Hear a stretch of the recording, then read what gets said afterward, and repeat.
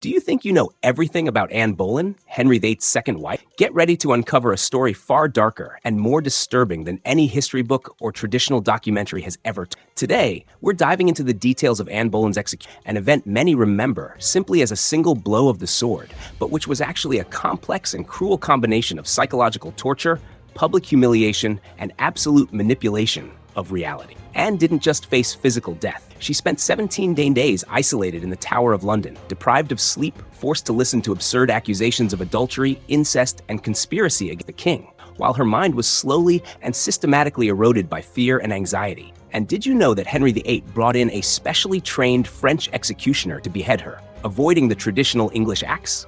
This detail, often interpreted as a gesture of mercy, actually reveals the cold theatricality of the Tudor court, turning the execution into a spectacle of power and absolute control. Moreover, the execution took place in front of a crowd encouraged to mock her, on a very low scaffold, blindfolded and stripped of any dignity, while her daughter Elizabeth was declared illegitimate and denied any right to inherit. Even after the beheading, witnesses reported that her eyes and lips continued to move, causing panic and shock, and her body was hastily placed in an arrow box, without proper rites, in an almost anonymous burial. Each of these details not only reveals physical brutality, but also highlights how the king manipulated the narrative, erased her memory, destroyed portraits and emblems, and turned her death into political propaganda. It's a story of absolute power, historical manipulation, and psychological terror, which still leaves us baffled today about the limits of. Before we continue, don't forget to subscribe to the channel and leave a like. Subscribing is crucial for you to understand that you want to see more content like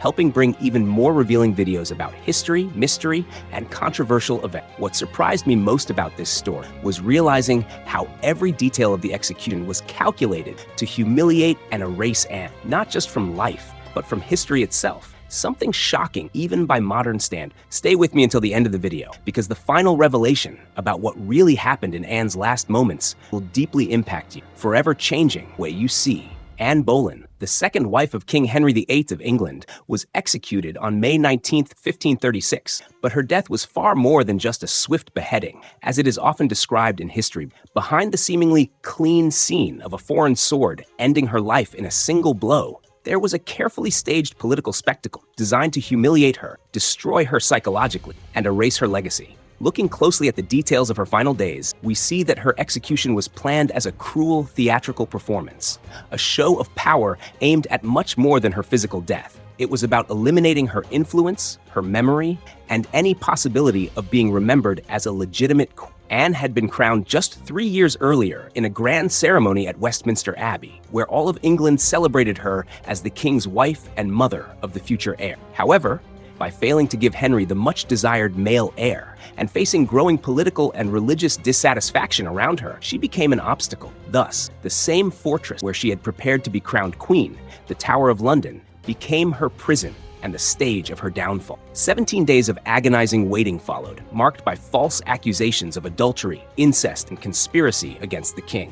The most perverse aspect was that the trial seemed less about proving her guilt and more about crafting a convincing narrative that the queen was unworthy and deserved to die. During this period, Henry VIII ordered the execution to be postponed several times, deliberately prolonging Anne's psychological suffering. She never knew exactly when she would be led to the scaffold, and this constant uncertainty served as a form of silent torture, capable of destroying any hope or mental stability. To further enhance the theatricality, Henry brought in a specialized swordsman from France, whereas in England it was customary to use the axe. At first glance, this decision might appear as a gesture of mercy, since the sword strike had a higher chance of being swift and precise.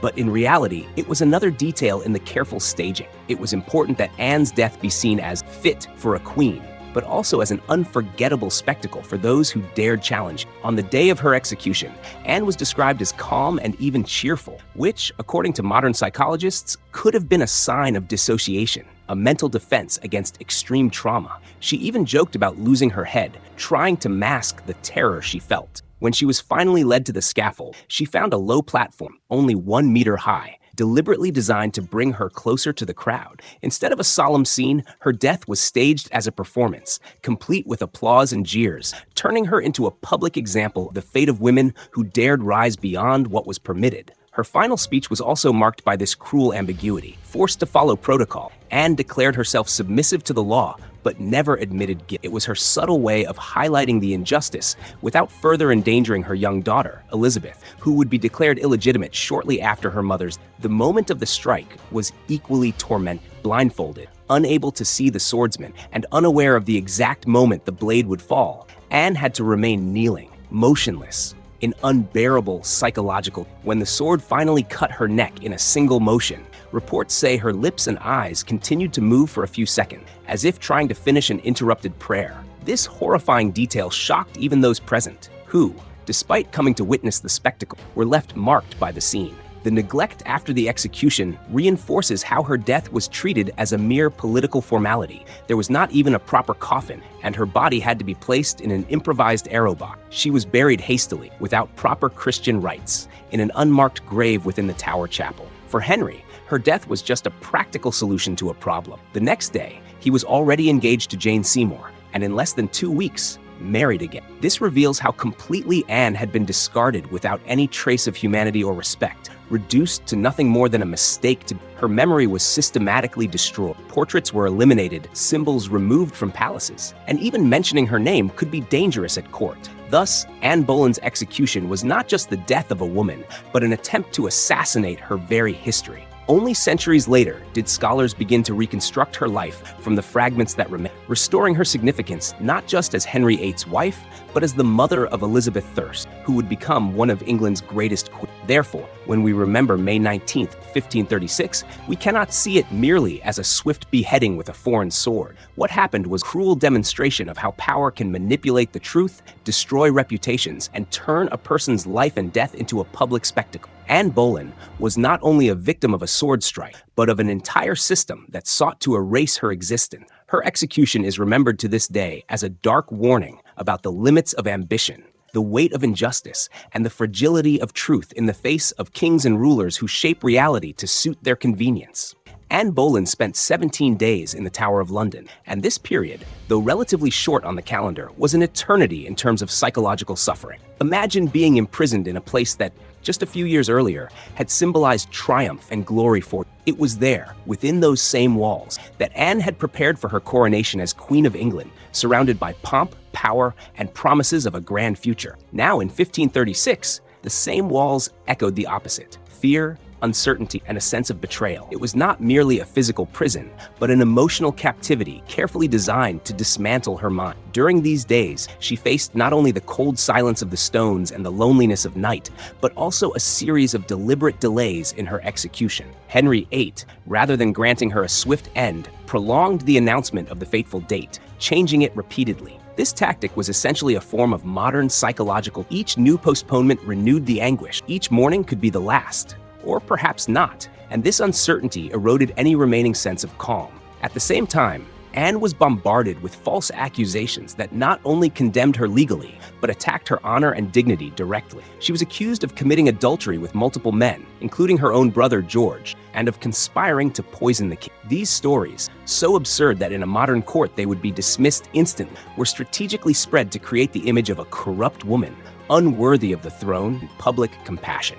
Knowing that her reputation was being destroyed before all of England, while she had no means to defend herself, must have been as painful as the anticipation of her execution. Anne, known for her intelligence, charm, and commanding presence at court, now saw herself reduced to a grotesque caricature created by her enemies. This process was not just about removing her from the king's life, but erasing her history, nullifying her achievement, and turning her into an example of what could happen to a woman who dared rise too high. The Tower's environment, combined with this atmosphere of humiliation, was suffocating. She prayed, drew strength from her faith, but with each sleepless night, each whisper of accusation, each indifferent glance from the guards, her mind was pushed deeper into a state of emotional exhaustion. Yet, reports say Anne maintained a strange calm, almost cheerful, as if laughing in the face of tragedy. Today, we understand that this behavior can be seen as dissociation, a psychological mechanism that protects the mind from unbearable trauma. In other words, her apparent lightness was not a sign of peace,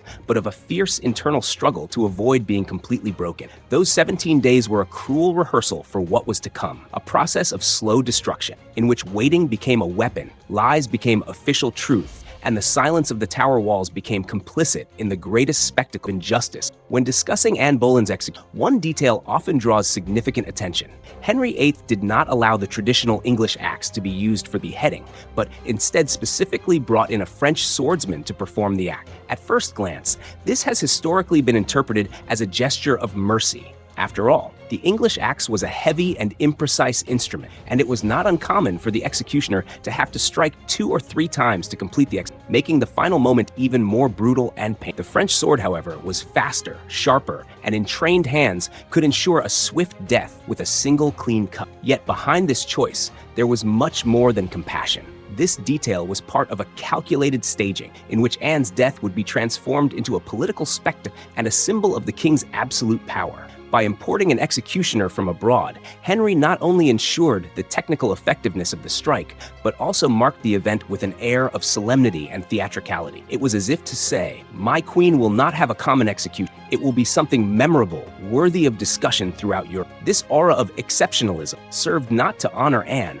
but to reinforce Henry's authority. He wanted to show that he controlled even the manner in which she would leave this world, that his will was so absolute that even English custom would not be respected. Moreover, the presence of a foreigner added a layer of discomfort. Anne would not be killed by a compatriot, but by a stranger, someone she had never met and with whom she shared no cultural or traditional ties. This stripped her of any sense of familiarity or dignity in her final moment, making the experience even more impersonal, and the act also had a performative component. The sword, being faster and more precise, gave the spectacle a fluidity that avoided bloody or embarrassing mistakes in front of the crowd. Henry did not merely want to rid himself of it, he wanted her downfall to be a flawless event, without errors that might generate sympathy or pity for her. The clean cut paradoxically served to cover up the political filth behind the entire process. The execution, therefore, was not a simple act of justice for the time, but a carefully planned ritual designed to show everyone the king controlled the narrative, managing even the smallest details of his wife's end. Rather than compassion, the French sword represented control, theatricality, and propaganda. It was proof that Henry not only ordered her death, but also dictated how, when, and in what manner his decision would be remembered. What appears as a gesture of mercy ultimately reveals how cold and calculated the entire staging was, in which even Anne's final breath was transformed into a piece of royal propaganda. In accounts of Anne Boleyn's final moments, one thing stands out: the way she conducted herself in the face of death. Witnesses described that, instead of being desperate or in tears, Anne appeared calm, even cheerful, and even made jokes about her own execution, commenting that she would soon be known as the one without a head. To an outside observer, this might seem like courage or resignation, but in reality, this behavior reveals something much deeper about how the human mind functions in situations of extreme trauma. Today, psychologists would say that what Anne displayed was a state of dissociation, a psychological defense mechanism that occurs when reality becomes unbearable and the mind needs to protect itself. It is as if the person emotionally distances themselves from the situation, creating a kind of internal detachment to avoid feeling the pain too intensely. In Anne's case, after 17 days of imprisonment, sleepless nights, endless prayers, and the agonizing anticipation of repeatedly postponed death, her body and mind were likely exhausted. The laughter, jokes, and apparent calm functioned as a mask, a way to face the inevitable without collapsing in front of the crowd that watched her. This posture can also be seen as an act of silent resistance. Even while being accused of absurd crimes and knowing that she would receive no justice, Anne chose to maintain an appearance of dignity and even lightness, as if to tell the world she would not be completely broken by the spectacle staged against her. Yet, beneath this surface, there was immense suffering. Dissociation does not mean the absence of pain. Rather, it is a desperate attempt not to be consumed by it. Each laugh likely concealed terror. Each witty remark was an effort to avoid falling apart. It is also important to remember that Anne was aware of what would happen to her daughter Elizabeth after her death. Bearing this burden, along with the knowledge that her reputation was being destroyed by false accusations, must have been unbearable. Her calm, therefore, was not peace of mind, but the result of a psychological collapse under extreme stress. In these final moments, Anne Boleyn became a portrait of how humans can react in extreme situations, not only with tears and despair, but also with a kind of artificial calm that protects the mind. The image of her laughing and speaking lightly before her death, far from being merely a display of courage, shows how even a queen can be reduced to a woman striving to survive emotionally through the cruelest trauma of her. Anne Boleyn's final speech, delivered moments before her execution, is one of the most revealing episodes of her intelligence and her ability to adapt even under absolutely cruel circumstances. In front of a silent audience composed of nobles, soldiers, and onlookers, Anne had no freedom to speak her mind. She could not explicitly declare her innocence, nor attack the king or the court that had condemned her, because any misplaced word could bring terrible consequences for her daughter Elizabeth, still a child. At the same time, complete silence would mean passively accepting the narrative of her guilt, forever marking her name in history. It was in this delicate context that she crafted a remarkably balanced speech. Publicly, Anne declared submission to the law and the judgment that condemned her, saying she accepted the decision and would not speak ill of the king, whom she called a good and gracious lord. This appearance of resignation was what everyone expected of her, a woman acknowledging the authority of royal power, keeping the execution within the official script. But between the lines, Anne was careful not to admit to any crime. She never said, "I am guilty," or "I deserve this death." On the contrary, she spoke of her faith in God, asking mercy for her soul and expressing hope that everyone would pray for her. This subtle refusal to admit guilt was her way of indirectly denying the absurd accusations that had been fabricated against her. For many present, this detail did not go unnoticed. It was as if Anne, despite all the limitations imposed by censorship and surveillance, had found a narrow space to assert her dignity and plant a doubt in the collective memory. If she were truly guilty, why not confess before dying? By maintaining this calculated silence, she managed to protect herself from further humiliation while leaving a seed of questioning that would endure for centuries. Another fundamental aspect of her speech was Elizabeth. Although she did not mention her daughter directly, it is highly likely that Anne had in mind the need to avoid any words that could harm the girl's future. Speaking against the king could have branded Elizabeth as the daughter of a traitor, further compromising her life. For this reason, Anne walked a very fine line. She demonstrated loyalty, yet without offering posterity a confession that would irreparably stain her own bloodline. Thus, her final words were more than a simple ritual of submission. They were a work of political subtlety, shaped by fear, hope, and a maternal instinct to protect what remained of her legacy. In the end, Anne Boleyn died without proclaiming her innocence, but also without admitting guilt. And this space of ambiguity was enough for her image to be reevaluated over time, allowing her voice, even censored, to continue echoing as a silent denial of the injustices. Anne Boleyn's execution was not merely the carrying out of a death sentence. It was itself a carefully planned form of psychological, turning every moment of her death into an experience of extreme emotional suffering. To begin with, the scaffold where she was to be beheaded was deliberately low, only about 1 meter high, unlike the tall platforms that many modern depictions lead us to imagine. This detail may seem insignificant, but it had a powerful effect. By not elevating Anne above the crowd, she was kept close to the spectator, vulnerable and exposed, without any sense of dignity or separation from the masses who viewed her as both a condemned figure and a spectacle. The crowd, in turn, did not behave with reverence. On the contrary, there was applause, shouting, and jeering, as if the public were part of the humiliation theater planned by the king. Faces that once bowed before the queen now watched with indifference and even disdain, reinforcing her sense of isolation and abandonment. In addition, Anne was blindfolded, adding a profound layer of anxiety and terror to her final moment. Not seeing the approaching blade meant she could not anticipate the instant of death, heightening fear and tension. Each second of waiting before the sword tested her patience and inner strength, but it was also a form of absolute control. Henry VIII, by orchestrating these details, turned fear into a tool of power, ensuring that Anne experienced no sense of safety or predictability. The uncertainty of the exact moment the blow would fall, combined with the absolute silence of the preparations and the noise of the crowd, created an atmosphere of disorientation and psychological terror. Anne had to remain still, praying and trying to maintain composure, while her senses searched for any sign of the imminent strike. Every sound, every step of the execution, every whisper of the wind was amplified in her, increasing the tension and suffering. This combination of factors, the low platform, the proximity to the crowd, the shouting and jeering, the blindfold that deprived her of sight, and the uncertainty of the exact moment of death, turned the execution into an act that went far beyond the physical. It was not just about cutting the neck of a queen. It was about mentally dominating her, humiliating her, and transforming her final moment into a public symbol of absolute power. The execution was, therefore, a performance of control and terror, in which every detail, no matter how small it seemed, served to crush not only Anne Boleyn's body, but also her mind. It was a cruel and calculated reminder that, before the king, not even a queen could escape manipulation. Humiliation.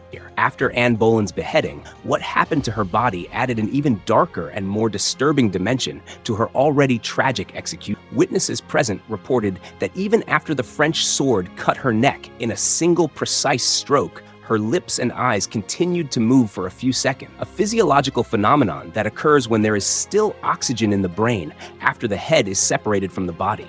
This detail, which many historical narratives soften or omit, caused shock and horror among those present. Some spectators fainted at the sight, unable to cope with the combination of beauty, royalty, and mortality so brutally exposed, while others looked away, trying to shield themselves from the emotional impact of witnessing the thin line between life and... It was as if Anne, even after execution, still maintained a small present, a final unconscious effort at existence, reminding everyone of the fragility of the human body and the terror of... Her body, however, received no treatment befitting a queen. There was no prepared coffin, no formal ceremony, nor proper space for the rest of someone of her status. Her ladies-in-waiting, still in shock, had to improvise quickly, placing the head and body in an erode, a practical and cold solution in the face of the event's embarrassment and the king's political haste. This action once again demonstrates how Henry VIII and his court treated Anne as a political problem to be solved, not as a person with dignity or funerary rites. The burial was rushed in an unmarked grave within the chapel of the Tower of London, practically erasing her physical presence from the place that had once celebrated her as queen. The absence of full Christian rites, the hurried concealment of the body, and the lack of memorial symbolized not only disrespect for her memory, but also Henry VIII's deliberate attempt to erase Anne from the official historical name. This post-mortem treatment revealing. Even when Anne's life ended, Henry's intention was to control public perception and minimize any possibility of sympathy or martyrdom, turning her body and legacy to a tool of propaganda and warning. Moreover, the shock caused by the residual movement of her eyes and lips left a lasting impression on those who witnessed it, creating trauma that extended beyond that day, especially among her ladies-in-waiting, some of whom never fully recovered from the experience. Anne Boleyn's final scene there was not merely the conclusion of her life, but an act that combined physical horror, psychological manipulation, and symbolic erasure, starkly illustrating the extent of absolute power and the calculated cruelty. After Anne Boleyn's death, Henry VIII did not merely eliminate his wife physically, he immediately launched a systematic campaign to erase her memory and control the historical narrative. This attempt at eradication operated on multiple fronts, all calculated to reinforce the king's authority and ensure that no one remembered Anne positively or questioned the justice of her execution. Court painters were instructed to destroy or alter portraits of the queen, removing her image from the walls of palaces and royal residence as if she had never existed amid the opulence and pomp that once celebrated. Symbols and emblems associated with her were also removed or erased, from coats of arms to inscriptions that reflected her role as queen consort, demonstrating that a person's memory could be manipulated as easily as material objects. Even the simple act of mentioning her name at court became risky. Courtiers and servants quickly learned that speaking of Anne could attract royal displeasure or punishment, silencing accounts, memories,